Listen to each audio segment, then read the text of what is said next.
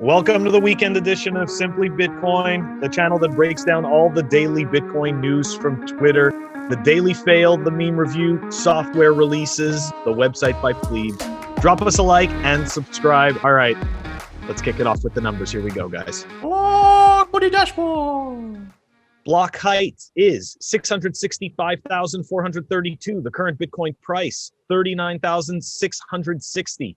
Chain rewrite days, 578. The total lightning capacity, 1,061.47. And the Bitcoin versus gold market cap, healthy 6.09%. So much, there's still so much room to grow to hit that gold market cap. And I never thought I would say this. Maybe it's too soon, but 40K is starting to get boring. For me personally, maybe you think differently. No, I'm bored.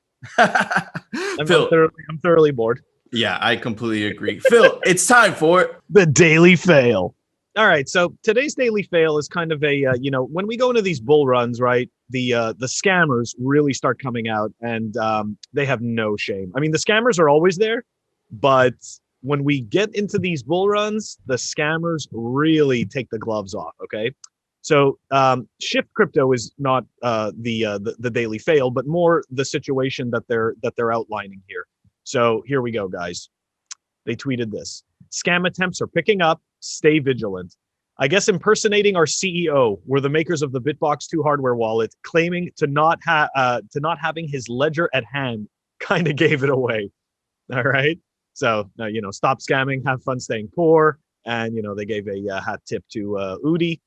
And here you can see the actual conversation that took place, where the person is essentially talking about making a payment, and do you have 0.4 BTC? All right, look, guys. Okay, look. So I've had this happen to me even on Telegram. You got to be really careful, okay? These people are cunning. They're smart. Sometimes they will sit in a chat room and watch. They will lurk for months and figure out if an account has gone inactive, and then all of a sudden pop up as that account and start asking for funds, okay? So if there's a person that you don't normally speak to that all of a sudden comes to you and starts talking about doing business or doing transfers, like, be weary. And if it's somebody that you normally speak to and you recognize that the pattern of conversation is different, be skeptical, okay? Doesn't matter if you come across as an ass, because at the end of the day, they will scam you out of your Bitcoin and it will be gone. So it's worth it to do the due diligence and poke around and really, if you suspect that you're being scammed, either, block the person, walk away, or, dig into it and, call them out and block and report them. So guys, stay vigilant. Absolutely. And I just want to emphasize one of the key, I would say, mantras in Bitcoin, which is don't trust, verify. Yeah. And, it's just so important not to trust anybody in the space, including us, right? Like, you have to verify. We're going to tell you all this information, but you could verify it on your own, right? So anybody, do your own research and call us out. And exactly. We just try to organize it and put it all together for you. But it's just so important. Everyone wants your coin. Everyone wants your Bitcoin, right? Everyone wants your Bitcoin, right? And the people that have paid groups and all that, and you have to pay for their services, whatever, those are just the most flagrant scammers. But these guys are trying to be sneaky, and they're trying to social engineer to try to separate you away from your coin, right? So I think that's one of the most important lessons, Phil, is like, don't trust anybody in this space. Do your own research, verify your own stuff.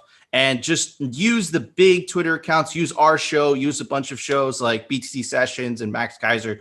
Instead of trusting word for word what we say, use this as a resource to kind of better understand your own journey, right? To help you in your own rabbit hole experience, so to speak. Phil, it's time for the daily meme review. All right, everybody, we got a lot of memes. We got a lot of memes lined up for you. Not today, but we've found some good memes. And this meme is brought to us by ICO Offender. And he says, joining the winning team, buy and hold Bitcoin. It's that simple. It really is. It really is that simple. Let's check out the meme.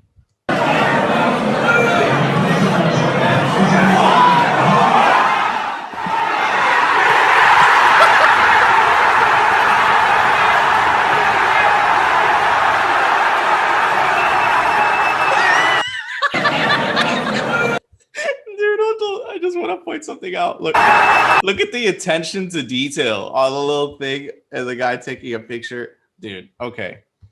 Phil, it was funny. You know how much I like to laugh. I'm going to give that an 8. What about you? Sorry, I'm a little more generous. I went with the 9.5. Okay, I wanted to give it a higher score too, dude, but I was like, some people put in so much work to their memes. You know what? I know, but like, are we? I mean, we're not an official rating, meme rating system. Like, what It's the, true. what the fuck? So, I should have given it a higher score, but no, it doesn't matter. Look, you said it yourself. The attention to detail, right? It was short and sweet. Funny with the cat coming. I love that. I mean that's I been love a the cat. meme. Yeah. Yeah. So for me, it was just short, sweet, funny, and at the end of the day, even if you know nothing about Bitcoin, you just saw this really quick snippet that you couldn't fast forward through. That now makes you think about Bitcoin. Yeah, dude. It was to say the least, it was a highly effective meme for sure. Yeah. And Phil, it's time for the Daily News, sponsored by Crypto Cloaks. All right, everybody. Today is the weekend edition of Simply Bitcoin. If you guys know how the weekend editions work, we kind of cover macro events because there's not that much information. There's not that much news on the weekend like there is on the weekdays. Last week we covered how Bitcoin is freedom. This week we're going to kind of cover the big events, the historical events that happened this week as they relate to Bitcoin. And of course, as you guys know, it looks like the president of the United States got censored on Twitter this week. We just want to emphasize again on Simply Bitcoin, we do not lean left, we do not lean right, we do not lean in the middle. Our political party is Bitcoin and Satoshi. That's it. That's what we cover. So we just want to emphasize that right from the get-go, right? Naval, he's this incredibly big Bitcoin account. I think he's an extremely famous and successful VC. I might be wrong on that, but he has some awesome tweets. And you just, man, how could you say, you can't say it any better than this. If you could silence a king, you are a king. And this is talking about, Twitter's disclosure about the reasons as to why they banned Donald Trump. And this tweet below is very applicable. It's neat being pro censorship and pro Bitcoin at the same time. Of course, he's talking about Jack Dorsey. Jack Dorsey, obviously loves and supports Bitcoin, but at the same time, he just censored the president of the United States. Right. Here's Twitter's official announcement. Again, I'm not going to go through this. Look, if whether you agree with the censorship or you disagree, whether you agree with the reasons, when you start censoring somebody, okay, regardless of whether you agree with their think or not, historically speaking, it has never ended very well, right? Again, they just keep escalating it, right? First, it was completely taking, Donald Trump off of Twitter, off of all the mainstream social media platforms. Now it looks like those tech companies are also going off alternative platforms, right? So it looks like Amazon is booting Parler off AWS. They officially came out with an announcement they are booting Parler off AWS tomorrow or tonight. There's another tweet by Naval. First they ban accounts, then they ban apps. Finally, they will block websites. He's not exaggerating. Nope. A tweet from a conservative. Don't like it, build your own Twitter. Don't like it, build your own app store. Don't like it, build your own cell phone. Don't like it, build your own payment processor, right? And again, I'll come back to that in a second. And you would think like, okay, but maybe these people just go to an alternative platform. Well, here's Mozilla, which obviously is developer of one of the biggest browsers, right? And just check out how scary this writing is. Yep. Since there has been significant focusing on deplatform of President Donald Trump, by all means, the question of when to deplatform a head of state is a critical one among many that must be addressed. When should platforms make this decision? Is that decision making powers theirs alone? There's no question that social media played a role in the siege and the takeover of the U.S. Capitol. What they're advocating for is we need more than deplatform, which where this is going, right? They want to block full-fledged websites that dissents what they're talking about, right? And Ben Kaufman is an awesome Bitcoin developer. Says, if you think censorship is bad now, just wait for their cashless society. And again, if you think we're exaggerating, if we think we're hyperbolic, because this is what happens when you censor speech. It's a natural evolution to things, for things to go this way. Things don't just stop, okay? When you start censoring speech, eventually you will start censoring someone's ability to spend money on things that the powers that be disagree with, right? And the last parlor, or whatever it's called, is from Laura Loomer. I think she's a conservative that run for office. I don't know, but check this out. JP Morgan Chase accused of purging accounts of conservative activists. So what's the point of all this? Like, why did I just talk about it? I get it. Some people, if you lean left and you're seeing this and you're like, he deserved it, he's whatever. Listen to me, guys. Came from Venezuela. I've seen this before. Once you start censoring the other side not to talk, things escalate in such a manner so quickly that sometimes you can never come back from this, right? So, and how does this apply to Bitcoin, right? Bitcoin is the only money you cannot censor anymore. You can't censor Bitcoin, right? So what do you think's going to happen if the guys on the right start using Bitcoin because it's the only option? What do you think the guys on the left are going to say about Bitcoin? Yep. They can't control it. They can't say anything. So what are they going to do? Because the natural evolution of this, Phil, is, look, you start censoring political opponents that you don't disagree with. Then you start censoring their transactions, which we've seen, right? Mm-hmm. And look, again, we're not being hyperbolic. The most powerful man in the free world just got deplatformed. So if you think that for whatever reason it can't happen to you, or it's never going to happen here, it's never whatever, it just happened.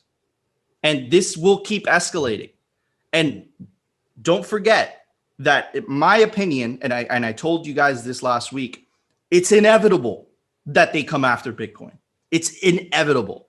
And it's our responsibility, if we want freedom, if we want financial sovereignty, it's our responsibility to fight them and fight because it's going to happen. It's going to be a propaganda campaign, right? Mm-hmm. It's our responsibility to fight them with memes, to fight them with truth, and to fight them with information, right? So I just wanted to cover that today. Again, it's not exactly the news that we usually cover, but it's very applicable to Bitcoin, and it should scare the living crap out of everybody. So, Phil, what are your thoughts on this? Yeah, I think you covered that pretty well. I guess the couple of points I wanted to make is this, right? Again, at the end of the day, this has nothing to do with, who anybody voted for or anything like that. Censorship leads to totalitarianism. Okay. This is one of the many steps in the playbook that leads to us having reduced freedom in essentially trading for false security. Okay. And it may seem like a good idea on the moment, but it will not play out well for any of us in the long run. History, okay, has already shown us exactly what happens when these steps progress. So regardless of, regardless of whether you agree with the politics of the matter, we should all be concerned with censorship. And I think honestly, like Mozilla's statement was disgusting. Like I don't care for the politics. I'm just looking at the 1,000-foot view, the 10,000-foot view of censorship. Okay, this is very dangerous stuff when corporations are deciding these things about who you can and can't see. It's very dangerous because they're all going to paint a unified picture, which they've already started to do. Absolutely. And it's not like, again, like unifying, like, again, this is another one of these words, right? Like what does that really mean? It means everybody sees things one way. I'm sorry, but that doesn't sound like objective discussions. That doesn't sound like growth of consciousness. That sounds like mindless brainwashing. That's what that sounds like. So, if we want to unify in something, we should unify in, growth of consciousness. And I don't think that necessarily, has anything to do with censoring people. I just think it's disgusting. Absolutely. And yeah, you're absolutely right, Phil. And I again, guys, we want to emphasize that Simply Bitcoin, we do not have any political leanings, left or right. What we stand for is Bitcoin. And because we stand for Bitcoin, censorship should bring a lot of red flags. Okay. Because I guarantee you that as soon as Bitcoin is not working for them, they will bring this hammer down on Bitcoin extremely quickly.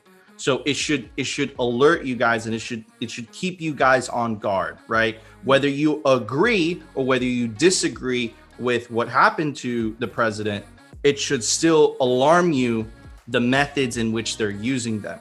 Censorship of any kind, historically speaking, you're absolutely right, Phil, has always ended, right, on every single continent, every single example of history that you look back on. When this type of censorship starts to happen, it always ends in a totalitarian regime. Always, never fails. Even in the United States of America, it will happen here. Just because it hasn't happened here doesn't mean it will not happen, right? Okay, but everybody's being indoctrinated. Exactly. Phil, it's time for software releases. Looks like we've got BlueWallet release version 6.0.2, and that's down below in the show notes. Awesome. Thank you, Phil. Guys, we hope you enjoyed a weekend edition of Simply Bitcoin. We kind of changed it up on the weekend edition. I know it's a little different, but if you guys enjoyed the video, don't forget to smash that like button. And if you guys love the video, subscribe. And of course, we'll see you on the next one.